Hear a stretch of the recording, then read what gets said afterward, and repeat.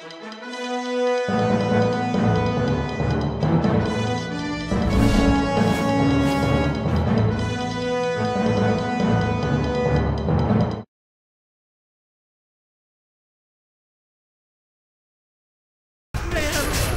politically correct sucks. Look at this, now I'm gonna die because this Nina.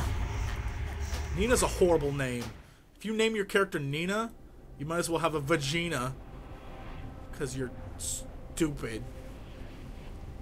Stupid game. My name's Nina, and I'm a rogue. Rogues suck. If you play a rogue, I hope you get just raped by a big, angry man named Bubba. And he's gotta be white trash. Like, guess what? I'm gonna get you.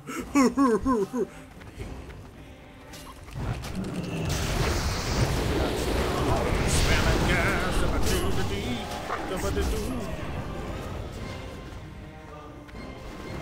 why are they playing the music that plays when you're like fighting bad guys inside dungeons? Like Cho'Gall should appear and be like, How first we must destroy them! Right? That's how he sounds, y'all. How first? It's me, Cho'Gall! Oh, Nina, you're gonna get face rolled, biatch.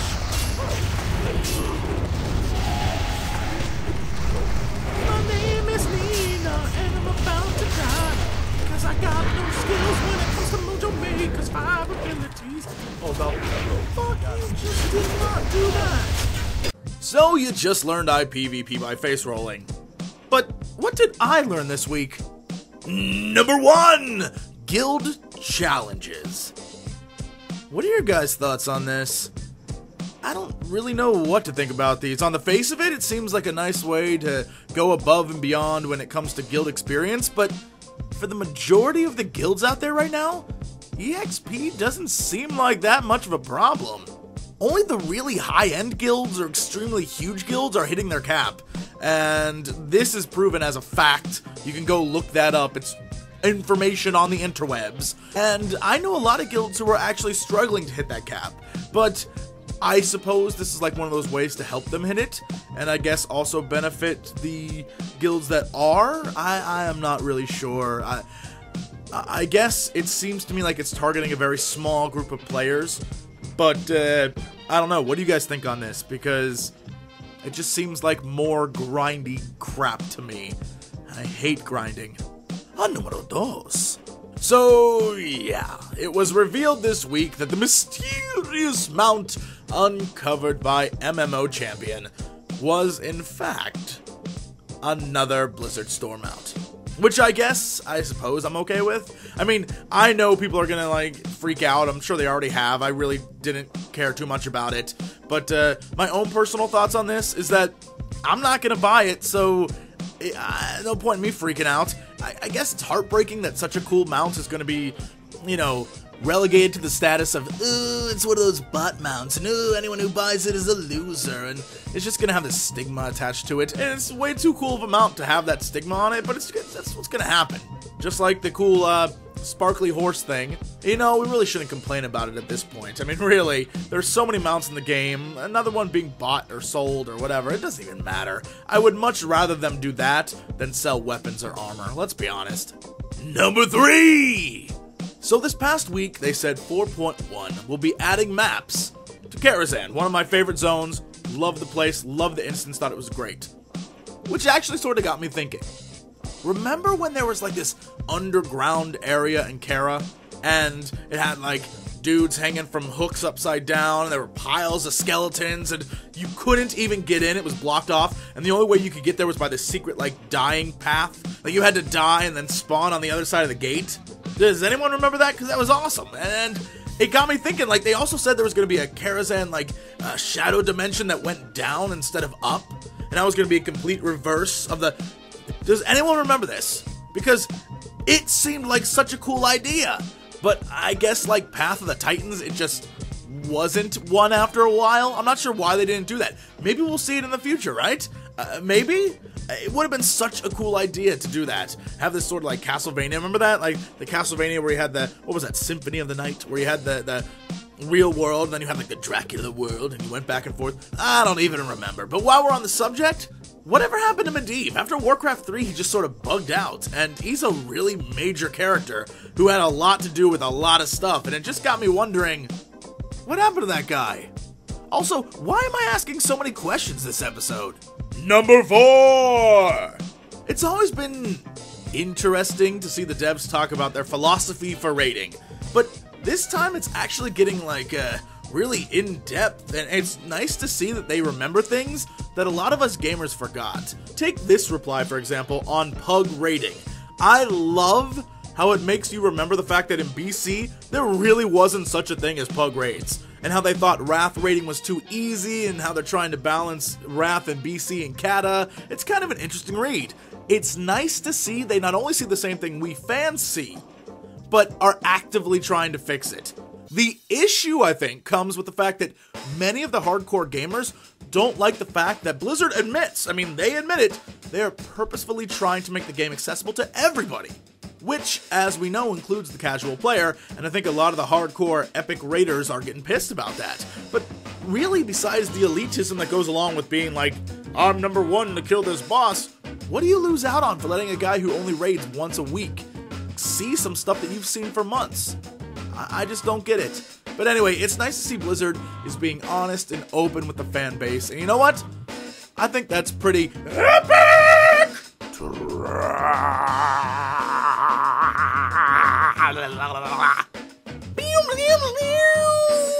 So epic!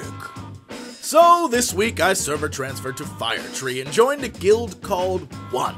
They're pretty stand-up guys and dolls, and everyone there seems pretty cool with the fact that everything they do will now be on YouTube, especially their failures. So feel free to go there and bug everyone in the guild every day about anything, especially their guild leaders. Just whisper them about anything, like the weather, your favorite sports team, why I should be the new GM, you know, whatever.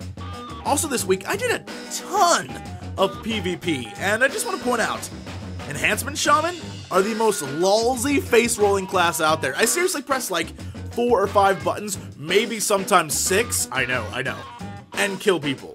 I have like 0.0000003%, repeating of course, skill, barely any PvP gear, and I'm killing everyone left and right. Except those damn rogues. I hate those guys. Oh, and I also made another PvP video for you guys. And yes, it's just as bad as the last 2, only now with more death metal 80s cover songs. I'm catching me your brain now, baby. And we like to move it just a little bit closer. Just a little bit closer. I know you said to me, you like you're out to fall. Volume, you love me, oh, watch out, here I come. You spin me right round, baby, right now. Like a record, baby, right round, round, round. You spin me right round, baby, right round. Like a record, baby, right round, round, round.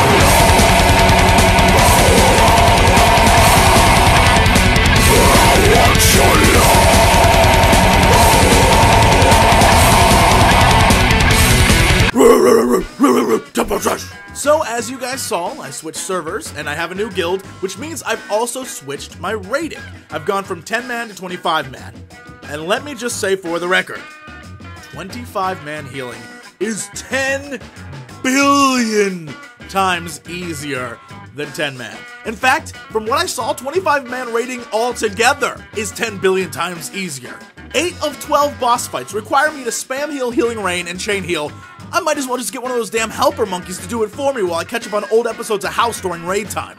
I don't know where the design team's head was when they thought this raid system up, but like 6 months ago, it was the exact opposite. I understand the logic behind this almost as much as you guys understand me when I say, "Oh, saints preserve us," Rainbow McFuzzy says. "I'm sorry your guild broke up, Jesse. I hope your new guild search is swift and prosperous and full of female players." Oh, it is. And they all know what's up.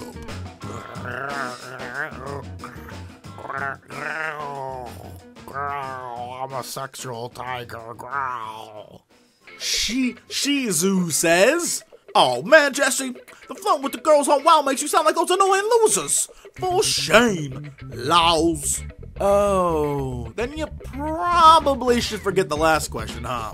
I'll have you know it takes a particular kind of douchebaggery to flirt with girls you've never seen and probably never will see.